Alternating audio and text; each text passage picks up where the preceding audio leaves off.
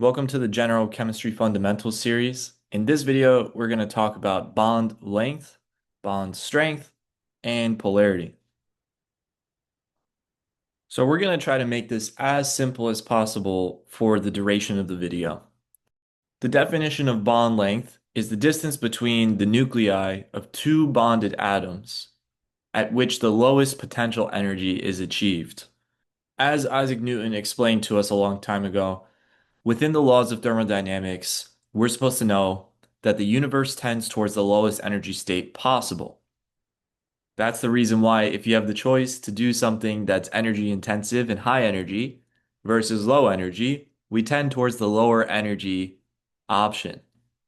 So bonds form between atoms because they achieve a lower energy state. The bond length is going to be the distance at which that is achieved.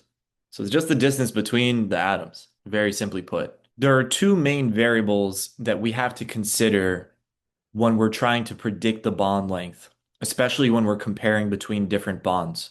One of those variables is the atomic radius of each of the atoms within the bond. So the smaller the atomic radius, the closer the atoms can get to each other, and the shorter the bond length. The other variable is the polarity of the bond, which is determined by the electronegativity difference between the two atoms. The more polar the bond, the shorter you would expect the bond length to be, because the polarity creates an increased attraction of the nuclei. Specifically, the more electronegative nucleus is going to be very attracted to the electrons of the other atom, and that's going to pull the bond length closer and tends to increase bond strength. The interplay between the two variables, atomic radii and polarity, creates an interesting combination of results when we look at different bonds, which we'll get to. The purpose of these tables is to show the relative bond length and bond energy that the different types of bonds have. And if you ever get this information, a lot of the time it's called bond enthalpy when we look at bond energy.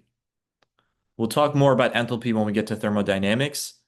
For the time being, just keep in mind the units for bond energy is in kilojoules per mole.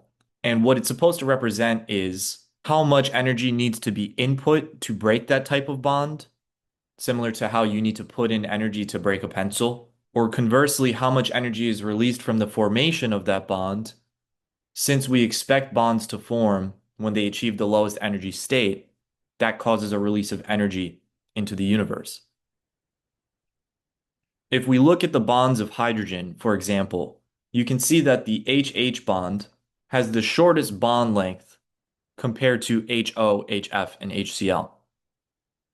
That makes sense because each hydrogen atom is the smallest possible atom. Their atomic radii are very small, therefore the bond length is very short. This leads to a bond energy of 436 kilojoules per mole. So that means it would take 436 kilojoules per mole of hydrogen-hydrogen bonds to be broken. As you can see, the bond length of OH, HF, and HCl are all larger than HH. The bond length of HF specifically is slightly shorter than OH. That can be explained by the higher electronegativity of fluorine, the higher effective nuclear charge of fluorine, and the smaller atomic radius of fluorine. Therefore, the bond length is slightly shorter than OH's, but the energy is significantly higher. So that goes to show how increased polarity clearly increases the bond energy as well. If you compare an OH bond with the HCl bond, you can see that the Cl length is longer. This could be because chlorine has a larger atomic radius. Also, chlorine is not as electronegative as oxygen. Therefore, the bond energy of HCl is less than OH. So being really familiar with your relative electronegativity values, with your periodic trends in terms of atomic radius as well, are really important for being able to predict and compare bond lengths and bond energies. I'd like to focus on a few carbon bonds to demonstrate another variation of this. So when you look at carbon-hydrogen, the carbon-hydrogen bond has a bond length of 109 picometers and a bond energy of 413 kilojoules per mole. If you're to compare that with the carbon-oxygen bond, which is clearly more polar than carbon-hydrogen, and therefore that would increase its bond strength relatively speaking, the bond energy of carbon-oxygen single bond is actually less than carbon-hydrogen. So as we can see, the small atomic radius of the hydrogen within the CH bond leads to the shorter bond length of 109 picometers compared to 143 picometers. And in this case, the smaller atomic radius of hydrogen causes it to become so much closer to carbon's nucleus that that increases the bond strength significantly and overpowers the polarity difference between carbon and oxygen. And oxygen's distance from carbon being further decreases its bond energy to some extent. So by looking at examples like this, it makes it a little bit confusing and difficult to try and predict accurately which bond will have the shortest length and which bond will have the highest energy. It really is on a case-by-case basis, and you must take both variables into account. On the test, if you get information about bond energies or bond enthalpy, you should directly relate that to the relative bond length when in doubt. A trend that is very consistent is the difference in bond length and bond energy between single bonds, double bonds, and triple bonds. If we're talking about two bonded atoms, in this case carbon and carbon, which have absolutely no electronegativity difference and are definitely nonpolar, and if we're just comparing on the number of bonds, which is called the bond order, then the single bonded carbon has the longest bond length and the lowest bond energy. The double bonded carbon has a slightly smaller bond length and higher energy. And the triple bonded carbon clearly has the shortest bond length and the highest energy. So bond length decreases as bond order, the number of bonds increases, and the bond's strength also significantly increases, which is far more straightforward to think about than some of the other relationships. The thing about this table here that I like a lot is that it focuses on the bond dissociation enthalpy, which is the same thing as the bond energies as we just saw. And it also gives these nice comments on the side, which give a short description of how you should be thinking about each type of bond and how their bond enthalpies relate to each other. This molecule here, which is known as acetylene, is going to be a good example to show the difference between the bond length of the triple bonded carbon compared to the carbon-hydrogen single bond. Remember the relationship that I had mentioned before was between the single bonded, double bonded, and triple bonded carbon-carbon bond. But if we take the carbon-hydrogen bond, which is single bonded, remember that's not the same atoms as carbon-carbon, the carbon-hydrogen single bond is 106 picometers, and the carbon-carbon triple bond is about 120 picometers. And the reason I'm pointing this out is to show that even though the bond length of CH is significantly shorter than the bond length of C triple bond C, the bond energy of the C triple bond C is clearly significantly more than twice the bond energy of carbon-hydrogen. So that means that even though bond length is typically inversely related to the bond energy, meaning that the shorter the bond, the higher the energy, there are exceptions to that rule, and you also have to take bond order into account. So I've already discussed bond polarity and the different types of bonding in another video, which I'll link to this one. But right now, I want to focus on how molecular polarity is different from bond polarity, because a molecule consists of multiple bonds, and so we have to take their bond polarities, as well as something called the dipole moment, into account.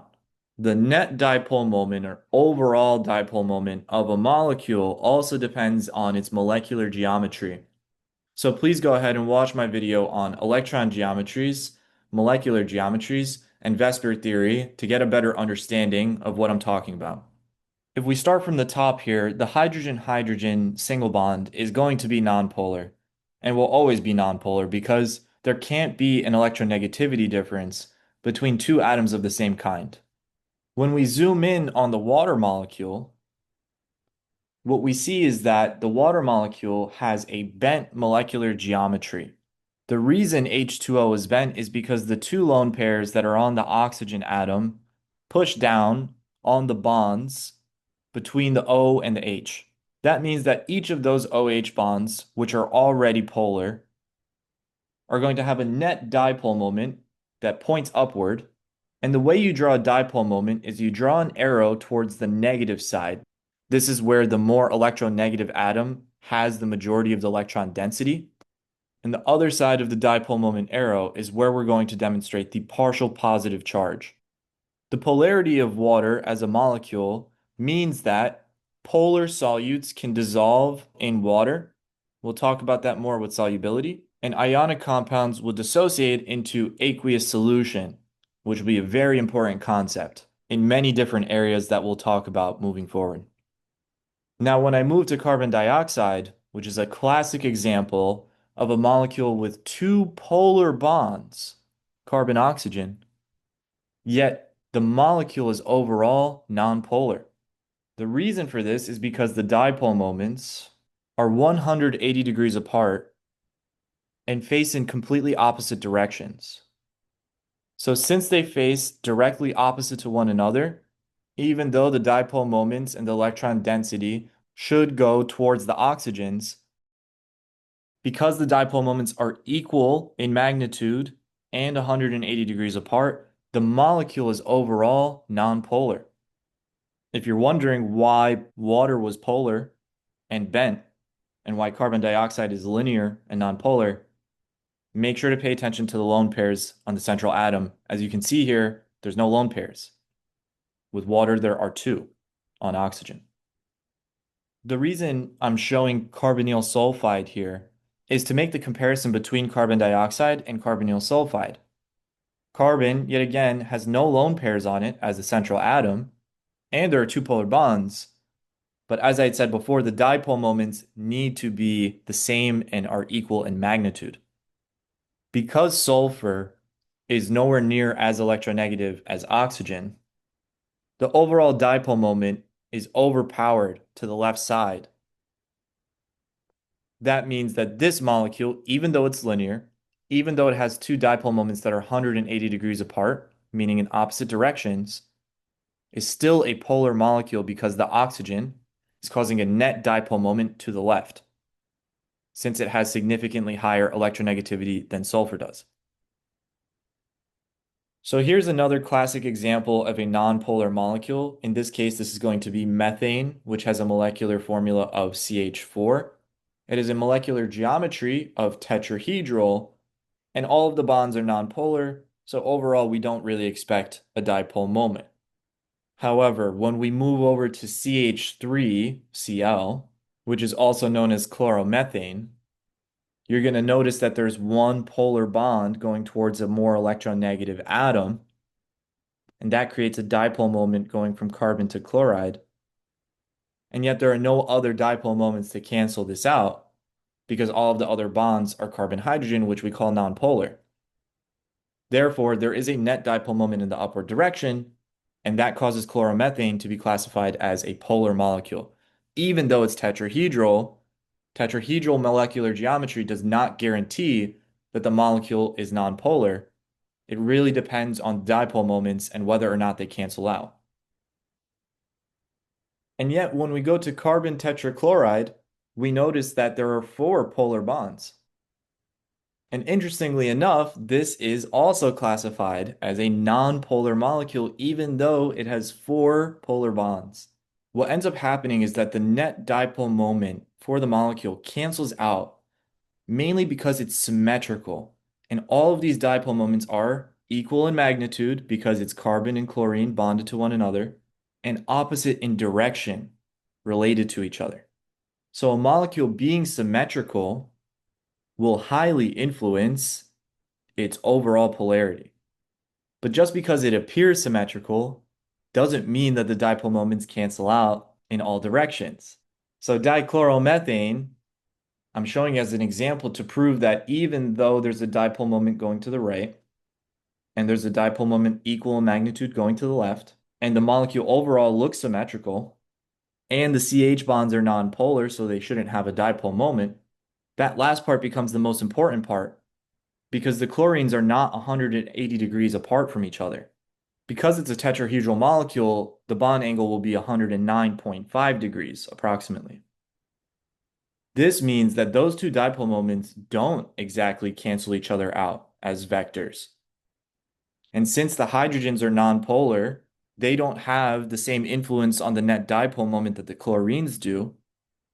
And therefore, dichloromethane is considered a polar molecule overall, even though it looks symmetrical, even though it's tetrahedral, even though you might think that those dipole moments cancel out, the bond angle tells us that they don't. To know the bond angles better, like I said before, I recommend watching my VSEPR theory video. As we get to the bottom left here, xenon hexafluoride, XeF6, is going to have an octahedral molecular geometry. All of the bond angles are going to be 90 degrees with respect to one another, axial and equatorial. And all of the bonds, although they may be polar, are going to cancel out in terms of their dipole moment because the octahedral molecule is symmetrical and all of these atoms are the same. I also included ammonia here, NH3, as my final polar example, just to show how the lone pair at the top is not participating in a bond. Because those electrons within the lone pair aren't participating, they don't form a dipole moment. So even though the electron geometry here would be tetrahedral because there are 4 groups surrounding the central atom, and the lone pair counts as a group, as do the electrons that participate in the single bonds, the net dipole moment still faces in the upward direction because that lone pair at the top is pushing down on all the other bonds, creating a trigonal pyramidal molecular geometry, and no dipole moment is canceled out because there is no nitrogen-hydrogen bond above the nitrogen atom, which would have a dipole moment pointing downward, but that doesn't exist because nitrogen only has 5 valence electrons. I hope this video was helpful with explaining bond length, bond strength, and overall molecular polarity. These concepts are going to be very important when we start to discuss organic chemistry reactions, acid-base theory, intermolecular forces, and anything involving chemical bonds in general. Thank you for watching, and hopefully see you soon.